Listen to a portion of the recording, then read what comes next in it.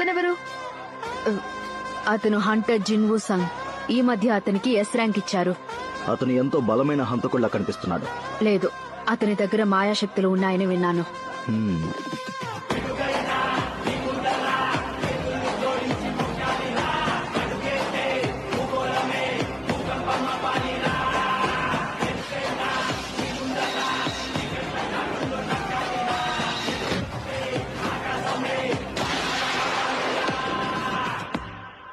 అతనెవరు?